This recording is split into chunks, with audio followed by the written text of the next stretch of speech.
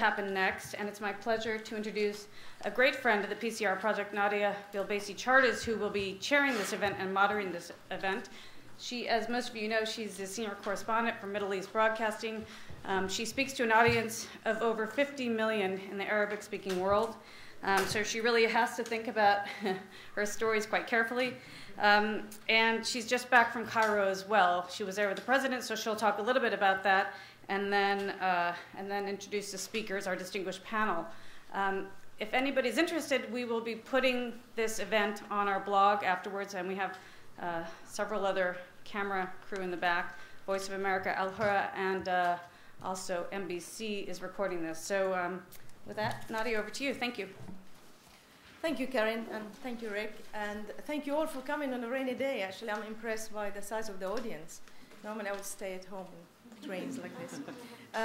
Before I introduce the panel, as Karen said, I work for NBC Television, and I was with President Obama, so I'm just going to briefly just tell you about my personal experience. I traveled with him to Cairo on the speech, but before I traveled with him on the first European trip, and he always been treated as a rock star wherever he goes, adoring fan everywhere, etc. But on the Cairo trip in particular, I think the audience were electrified by what he had to say. And in Cairo University, there was a mixture of audience. There were the students, there were the government officials, there were the clergy from Al-Azhar and from the Coptic church. Baba Shenouda was there. And the famous Egyptian actor and actresses, if you are familiar with Egyptian cinema. They were Adil Imam and Noura. I'm sure Amr knows them. And everybody was listening to that speech and thinking, wow, this is really amazing. Because I think the factors for President Obama is, number one, he was not President Bush. And I think that's the first credential that he has. Second, he was a very effective communicator. He has the charisma. He is an amazing orator. He is a very effective speaker. And in addition to that, something really funny I have to tell you is in the Middle East, we don't have teleprompters. So afterwards, when the president finished, people came and said, my God, did you hear him? He spoke for 40 minutes. He didn't even refer to one note. So they were very impressed by his ability to memorize the whole speech for 40 minutes, So that adds into his character. But I think the important thing is he said all the right things. He started by saying Assalamu alaikum, which is the traditional greeting in Islam. He referred to the Quran 4 or 5 times, quoted from the Quran. And I think also when he talked about the Prophet, when he mentioned his name, he said Sallallahu Alaihi Wasallam, which is a mandatory for all Muslims to mention after the name of the Prophet. But for him, it was basically saying, I'm coming here to open a new page. I'm coming here because I'm not going to treat you as a master to subordinate, but as an equal. We're looking for partnership. He refrained from using all the words that we heard during the previous administration, Islamofascist, terrorist, etc. He praised Islam as is a great culture that we owe you so many things. And I often remind my son about algebra, by the way, that it was us, you have to remember that. In addition to the foreign policy, obviously, that he mentioned, one young woman that I talked to after the speech said to me, I was amazed about what he said about the hijab.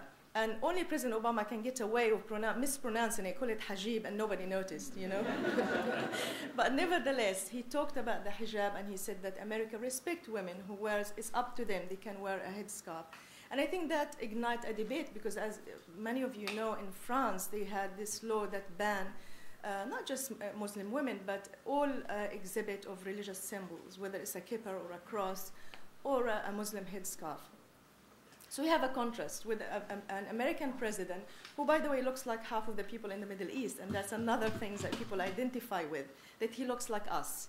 So, and I think even if he didn't say anything important, it's enough that he went to the heart of the Middle East. He went to Cairo, he stood there in Cairo University and said, here I am, I'm coming to extend my hand to you. So that by itself was a very powerful message. But of course, he said all the right things. And people, as I said, very impressed by what he talked about religious freedom, rights of women, etc. But the bottom line, as everybody said, is what next? What is the action? how can we build on this speech? People want to give him the benefit of the doubt. They wanted to invest in him, but they want to see a return. And I think this is probably will be a launching point for our discussion today, is how can we build on the Cairo speech? What can we do from here? Does he, using the right words, has actually allow us to open a new dialogue? Does it help the interfaith dialogue between everybody, Muslims, Christians, especially in the United States? And I think maybe Sean will talk to that later as well. His message not just to the Arab world, but also in America. And as you know, there was a recent statistic showing that 1 in 4 Americans have very, very negative view of Islam. So does the president help actually of making Americans aware of Islam? If the leader of the United States can stand up and say, I respect you, does it really help? So we wanted to go beyond just the words and see if there is an action plan, how can we go from the Cairo speech? Because I'm sure